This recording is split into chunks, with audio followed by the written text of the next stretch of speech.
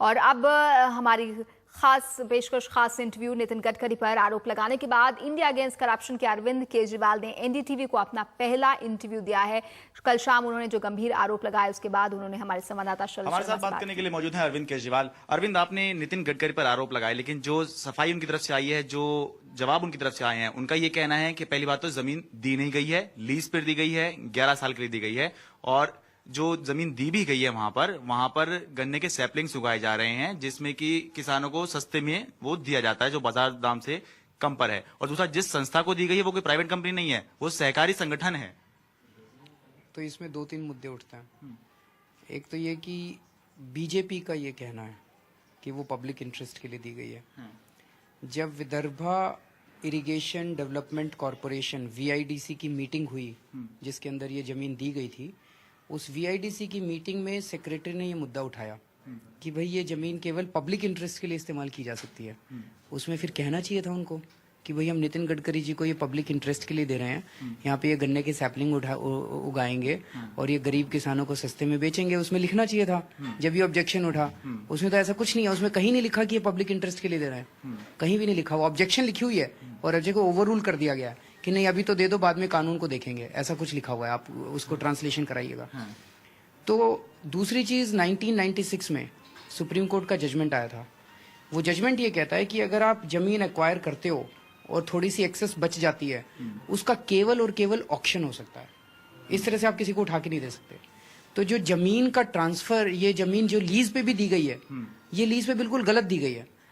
और फिर वो कह रहे हैं हमने पब्लिक इंटरेस्ट, तो नितिन गडकरी जी को ही क्यों दिया जाए पब्लिक इंटरेस्ट के लिए? और पूरे महाराष्ट्र में कोई नहीं था।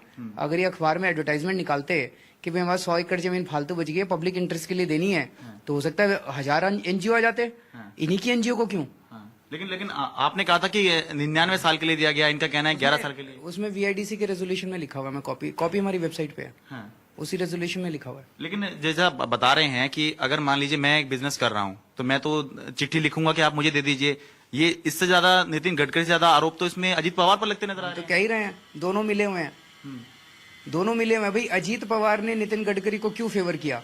4 दिन में सन 2000 में किसानों ने चिट्ठी लिखी, भाई ये जमीन आपकी फालतू बच गई, हमें दे दो। उन्होंने वो मना करने वाली चिट्ठी भी 2 साल बाद लिखी। 2002 में उसका जवाब आया कि नहीं हम नहीं दे सकते, आप ये जमीन खाली करो, इस पे ब्यूटिफिकेशन करना है। लेकिन जब नितिन गडकरी जी ने चिट्ठी लिखी 4 जून को, 8 जून को वो चिट्ठी कहा, क्या दिया गया, इसको पुटअप कर दो, जमीन देनी है। तो कुछ तो है। लेकिन आपको नहीं लगता इसमें ऐसा कुछ निकल के नहीं आ रहा है कि चलिए अगर लैंड ली गई होती, उसके ऊपर अपनी कोई कंपनी सेटअप कर लेते, किसानों की जमीन को गलत तरीके से दे दिया जाता, तब एक बात अलग थी। लैंड दी गई, उसके ऊपर आज भी खेती हो रही है, आप खुद भी मान रहे हैं खेती हो रही है। तो कोई ऐसा कुछ बड़ा इसमें निकल के नहीं आ रहा कि उन्होंने लैंड ले ली और उसके ऊपर अपने कुछ कंस्ट्रक्शन शुरू कर दी, अपनी कंपनी सेटअप कर ली उन्होंने? ये तो एक छोटा सा उदाहरण है। पूरे महाराष्ट्र के अंदर आपको 71 पावर प्रोजेक्ट्स बन रहे हैं और ढेर सारे इरिगेशन प्रोजेक्ट्स हैं जो इन सारी कंपनियों, इन सारी पार्टियों के लोगों के हैं, इन सारी कंपनियों के हैं। अगर ये सारा निकल के आएगा तो ये पता चलेगा कि किस तरह से महाराष्ट्र के अंदर एक बहुत बड़ा स्कैम है। अगर इसी को आप मल्टीप्लाई करें, हमारे पास तो इतने से कागज आए थे, अब आप करेंगे बाकी काम। जैसे रॉबर्ट वाड्रा ने हमने तो इतना सा दिया, उसके बाद आप ही के चैनल ने और दूसरे चैनल ने उठाया और खूब, अब आप करेंगे आगे का काम। हम ये कहना चाहते हैं कि जो किसान वहां पे आत्महत्या कर रहे हैं, वो कह रहे थे कि जमीन हमें दे दो, उनको वो जमीन नहीं दी गई, नितिन गडकरी जी को जमीन दे दी गई। तो ऐसा क्यों हुआ? ये एक बहुत बड़ा प्रश्न है ना, कि ऐसा क्यों हुआ? तो उनकी जमीन भी चली गई, उनका पानी भी चला गया, पानी भी उन लोगों को नहीं मिल रहा। पानी का आप कह रहे हैं कि आपने कहा था पानी खूब इन्हीं की कंपनियों को जा रहा है और पूरे महाराष्ट्र में ऐसा ही हो रहा है। उनका ये कहना है 0.8%, मतलब 1% भी नहीं है, 0.8% पानी ही जो है डैम का, वो उनके कंपनी में जा रहा है। तो 0.8% तो बहुत ही कम हुआ। आप उनसे ये पूछिए कि क्या वहां पे एक भी बूंद, 0.8% तो इधर जा रहा है, मेरे को एग्जैक्ट परसेंटेज नहीं पता, वो भी चेक करनी पड़ेगी। ये दावा जो कर रहे हैं वो दावा कितना ठीक है?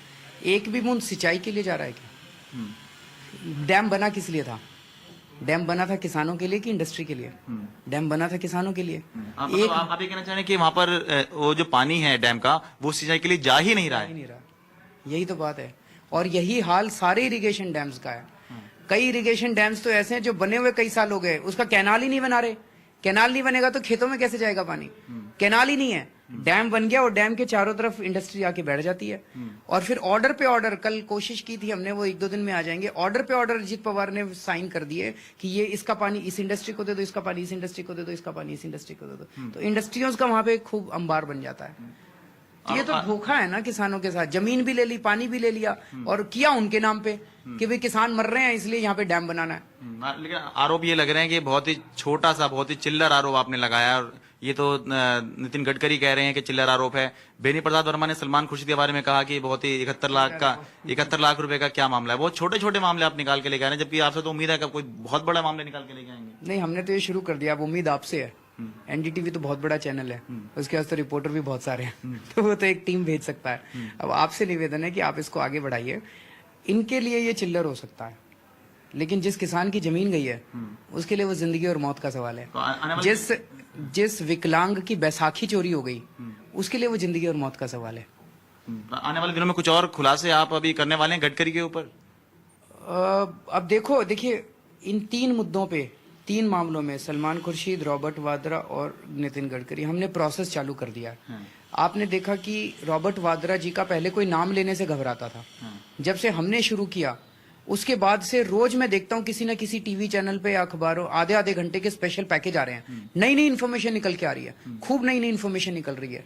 किसी अफसर ने हिम्मत की उसकी जांच शुरू करने की, उसको हटा दिया गया। नंगापन सामने आया पूरे एस्टेब्लिशमेंट का। इससे नितिन गडकरी जी का कल प्रोसेस चालू हुआ है। अब मुझे पूरी उम्मीद है कि आप लोग करेंगे आगे, इसको बात को आगे बढ़ाएंगे, क्योंकि हम तो बहुत छोटे हैं, हम इतना ही कर सकते थे। अब आगे बढ़ाना इस देश का काम है। चलिए एक आखिरी सवाल, जिस किसान की आपने बात करी जिसकी लैंड इसमें गई, गजानन घटके, वो कल से लापता है, तो आपके पास कोई खबर, आपके कार्यकर्ता वहां गए हों, आईएसी के लोग वहां गए हों, कोई खबर कहां पर है? क्योंकि आपने नाम उठाया और उसके बाद से वो गायब है, बताया जा रहा है कि कल सुबह से ही नहीं आया वो। कल सुबह उसका अंजलि के पास फोन आया था।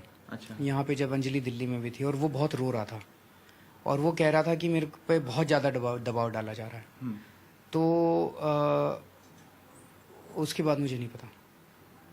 तो इसके लिए अब आप कुछ करेंगे? क्योंकि आपने मुद्दा, वो मैं अभी आपने बताया, मैं नागपुर की टीम को बोलूंगा, वो जाके जरा पता करेंगे। चलिए, हमसे बात करने के लिए बहुत धन्यवाद। शुक्रिया। India's #1 news app just got even better. Download NDTV's new app. Fully optimized for retina display. Full screen view. Faster response time. And Sudoku. NDTV's new iPad app. Download now.